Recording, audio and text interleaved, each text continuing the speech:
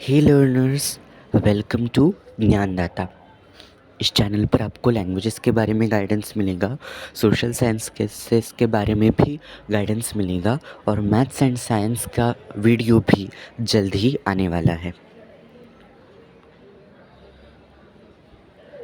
आज का ये जो वीडियो है वो स्टैंडर्ड 10th एसएससी बोर्ड वाले बच्चों के लिए है और ये वीडियो मराठी मीडियम के स्टूडेंट्स के लिए है।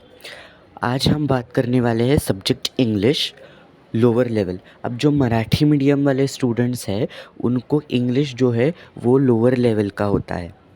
तो यूनिट 1 की पोएम नंबर 1.1 अ टीनेजर्स प्रेयर ये आज हम स्टार्ट करने वाले हैं। तो आप प्लीज़ टेक्स्ट बुक खोल कर बैठिए, पेंसिल लीजिए हाथ में और तैयार रहिए। तो चलिए आज के वीडियो को शुरुआत करते हैं। तो चलिए पोएम को शुरुआत करते हैं। पहले मैं पोएम पढ़ लेता हूँ और फिर आपको मैं एक्सप्लेन करूँगा। A teenager's prayer. Each day brings new beginnings, decisions I must make. I am the only one to choose the road that I will take. I can choose to take the road of life that leads to great success, or travel down the darkened road that leads to great distress. Please open up my eyes, dear Lord, that I might clearly see. Help me stand for what is right, bring out the best in me. Help, Lord, to just say no when temptation comes my way, that I might keep my body clean and fit for life each day. When my teenage years are over, I know that I will see that life is lived its very best with you walking next to me. Poet का नाम है जे Moore's. तो ये एकदम simple poem है, घबराने की कोई बात नहीं है। तो मैंने पूरी पोएम पढ़ ली है, तो अब हम स्टैंजा वाइज एक्सप्लेनेशन देख लेते हैं। मैंने वीडियो के एंड में भी एक्सप्लेनेशन आपको दिया है, तो आप वो भी एक बार गो थ्रू कीजिए। आप स्क्रीनशॉट्स निकाल सकते हो। तो पहला stanza. Each day brings new beginnings, decisions I must make. I am the only one to choose the road that I will take. तो यहाँ पर टीनेजर मतलब क्या? सबसे पहले तो टीनेजर मतलब आप जिस एज में हो वो बच्चा, मतलब जो बच्चा 13 से 18 साल के बीच होता है उसे हम टीनेजर कहते हैं।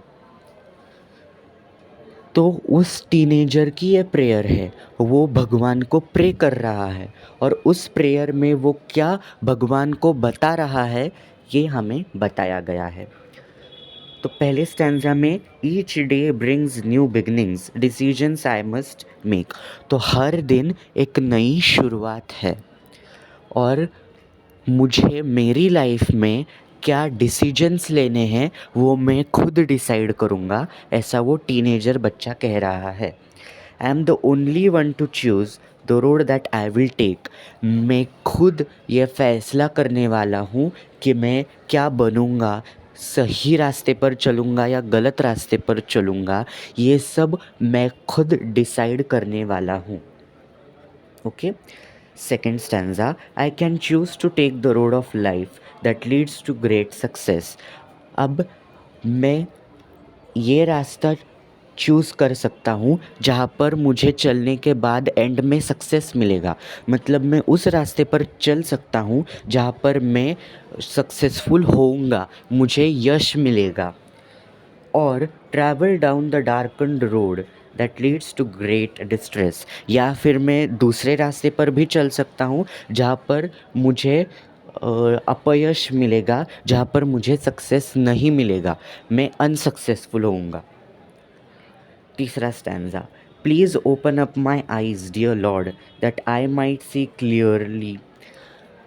हे भगवान, मेरी आँखें खोल दो ताकि मैं दुनिया को अच्छे से देख सकूं, अच्छे से जांच सकूं। Help me stand for what is right, bring out the best in me. मुझे भगवान ये शक्ति देना कि मैं जो सही है उस रास्ते पर ही चलूँ और हमेशा सही बात का, सच का साथ दूँ, और मेरे अंदर वो शक्ति देना। Fourth stanza. Help, Lord, to just say no when temptation comes my way. भगवान मुझे बुरी आदतों को, बुरी चीज़ों को नहीं कहना सिखाओ। What I might keep my body clean and fit for life each day. मुझे मेरी सेहत का अच्छे से ख्याल रखने की बुद्धि दो। मेरी बॉडी तुम फिट रखो, मेरी बॉडी को तुम चुस्त तंदुरुस्त रखो ताकि मैं अच्छा जीवन जी सकूँ। Last stanza. When my teenage years are over, I know that I will see.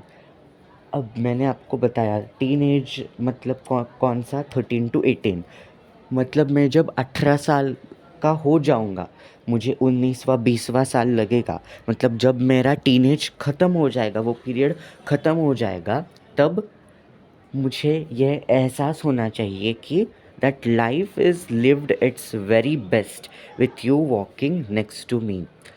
भगवान मुझे ये एहसास होना चाहिए कि जब मेरा टीनेज ख़त्म हो जाएगा तब मेरा जो टीनेज था वो अच्छा गुज़रा, ऐसा ख़्याल मेरे मन में आना चाहिए। मतलब मुझे सेटिस्फेक्शन होना चाहिए कि मैंने जो लाइफ जी है टीनेज की वो अच्छी तरह से जी है। ये पोएट इस पोएम में हमको बताते हैं। I hope you have understood. Meanings देख लेते हैं। Darkened, here it refers to evil. Darkened मतलब डार्क मतलब अंधेरा, लेकिन यहाँ पर अंधेरा हमको मीनिंग नहीं लेना है। Here it refers to evil. Evil मतलब क्रूएल या दुष्ट। Distress, great worry and strain मतलब चिंताजनक। Temptation, a strong wish to do something bad और रॉन्ग मतलब कुछ गलत करने की इच्छा होना, मतलब टेम्पटेशन। अब मैं तो सबसे पहले आपको बताना चाहूँगा कि देखो इस पोएम में आपको राइमिंग वर्ड्स दिख रहे होंगे। देखो फर्स्ट स्टैंजा में मेक टेक, फिर सक्सेस डिस्ट्रेस, फिर सी मी, वेडे और सी मी अगेन। तो ये राइमिंग वर्ड्स है, तो ये पोएम को राइम स्कीम है। ठीक है, आपको जब राइमिंग वर्ड्स दिखते हैं तब राइम स्कीम होती है। ओके, मीनिंग्स हमने देख लिए हैं, अब आगे चलते हैं। अब क्विक रिव्यू करते हैं हमने पोएम में क्या पढ़ा है। Introduction. The poem a teenager's prayer by J Morse is about teenagers and their fate in those adolescent years. The poem is a prayer to God to help them select a path correctly and learn with a creative mind free from temptations. मतलब क्या, अ teenager's prayer, ये जो poem जे Moore's जी ने लिखी है, उन्होंने उस poem में उन्होंने क्या बताया है कि भगवान टीनेजर्स को अच्छा जीवन जीने की, सही पथ पर चलने की शक्ति दे और उनकी जो विचारधाराएं हैं वो अच्छी हो। आगे स्टैंजा वाइज हम देख लेते हैं। In the first stanza the poet begins by saying that each new day will bring new beginnings and he or she will have to make decisions as to which road he or she must walk on.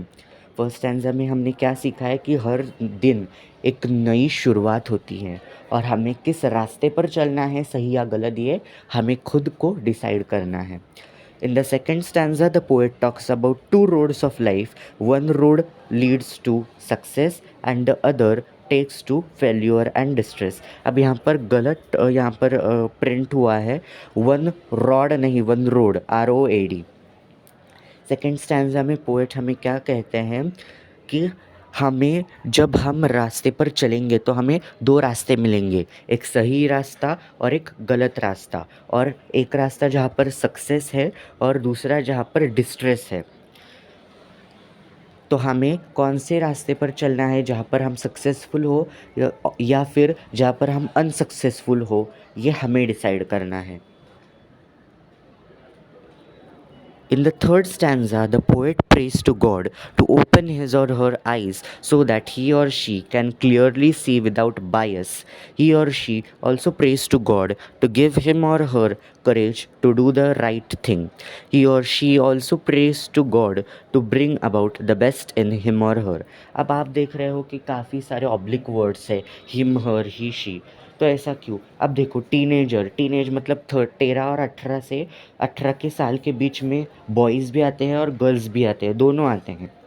और हमें ये दिया नहीं गया है कि boy prayer बोल रहा है या गर्ल प्रेयर बोल रही है, इसलिए हमने दोनों शब्दों का इस्तेमाल किया है। अब थर्ड स्टैंजा में क्या बताते हैं पोएट? तो वो कहते हैं कि भगवान टीनेजर्स को शक्ति दे ताकि वो अच्छा डिसीजन ले सके, वो सही चीज़ कौन सी है ये उसकी पारख कर सके और उनके जीवन में अच्छी अच्छी घटनाएं हो, ऐसी शक्ति भगवान टीनेजर्स को दे और टीनेजर्स अपनी आंखें चौड़ी कर कर खोल कर पूरी दुनिया अच्छे से देख सके, सही गलत का अच्छे से जांच कर सके, ऐसा प्रेयर टीनेजर भगवान को कर रहे हैं। अब in the last stanza, the poet gives wisdom by looking into future. He or she says that in future, when his or her teenage will be over, he or she will see that life can only be lived optimally with God walking next to him or her as guide. Last stanza में हमने क्या देखा कि जब आपका teenage ख़त्म हो जाएगा, तब जब आप फिर से आपके टीनेज की जब यादें देखोगे तो आपको सेटिस्फैक्शन रहना चाहिए कि हाँ, मैंने टीनेज अच्छे से जिया था और तब मैंने जो गॉड को प्रेयर्स की थी कि मुझे सही गलत की जांच करने की शक्ति चाहिए, मुझ में अच्छी क्वालिटीज़ दो, मुझे सक्सेस या डिस्ट्रेस कौन सा पाथ चूज़ करना है ऐसी शक्ति दो, तो गॉड को मैंने जो प्रेयर की थी वो गॉड ने सुनी और गॉड की वजह से, भगवान की वजह से मेरा टीनेज अच्छा गुज़रा। ऐसा आपको लगेगा जब आपका टीनेज ख़त्म होगा। Okay, thank you all. आज का वीडियो हम यहीं पर ख़त्म करने वाले हैं। आपको एक्सरसाइज का वीडियो चाहिए तो मुझे बताइए। Like the video, share the video and subscribe the channel and also doubts होंगे तो feel free to comment. Thank you.